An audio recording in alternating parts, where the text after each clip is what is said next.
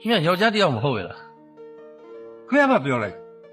ကိုကကိုလည်းပြန်ကြည့်ပါအောင်ဗျာဝတ်စားထားတာဝတ်စားကောင်းမှုတွေဝတ်ပြီးတော့ပြောလိုက်တဲ့စကားလုံးကခင်ဗျပါးစံနဲ့မကိုက်ဘူးကိုလူကြီးလူကောင်းလို့တတ်မှတ်ထားရင်တစ်ဖက်သားကိုအဲ့လိုထိခိုက်သွားစေတဲ့စကားမျိုးမပြောဘူးဗျာသူကအံ့ဩနေတာ ဟုတ်ပြီ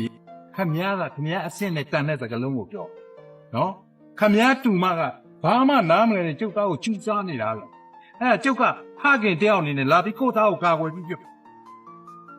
ဗျမျက်လုံးနှလုံးပါလား ဘာလဲဘာလဲ ခင်ဗျမျက်လုံးနှလုံးရှိတယ်ဒါနဲ့တစ်ဖက်တည်းပိတ်ပြောနေတယ်ကိုသားဘက်ကပဲကိုပြောနေဒါလည်းသားသမီးပဲဗျ ဟာမဆိုင်ပါဘူးဗျာ နှလုံးကိုဖွင့်ပြောတစ်ဖက်တည်းပိတ်မပြောနဲ့ လုံးဝမဆိုင်ဘူးလုံးဝမဆိုင်ဘူးနော်ခမရကကျုပ်နေရမှာဆိုရင်ခမရသားကိုဒီလိုမဲကလေးမျိုးနဲ့ပေးသားမလား စားတော့ဆိုင်မှာတချင်းဆိုနေတဲ့မိန်းကလေးတိုင်းပျက်စီးနေတဲ့မိန်းကလေးတွေမဟုတ်ဘူးသူတို့နောက်မှာမိသားစုတွေရှိတယ်ဘဝတွေရှိတယ်အဲ့ဒီမိသားစုတွေအတွက်သူတို့နာမည်ကိုအထိကိတ်ခံပြီးလှုပ်ရှားနေတာ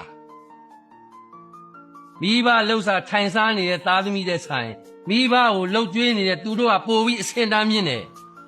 သူတို့လုပ်နေတဲ့အလုပ်နဲ့မဆိုင်ဘူးကာယကံရှင်ရဲ့စိတ်သူတို့ရဲ့တိတ်ခံနဲ့ဆိုင်တယ်အဲ့ဒါကြောင့်ခမည်းမျက်လုံးနှလုံးရှိရင်နှလုံးစလုံးဖွင့်ပြောတစ်ဖက်တည်းပိတ်မပြောနဲ့ကျုပ်ကတီးမခံနဲ့ဟောဒီမှာခုံနဲ့ကောက်ရိုက်လိုက်မယ် တော့ဗျာဟေ့ 老板，来到多少？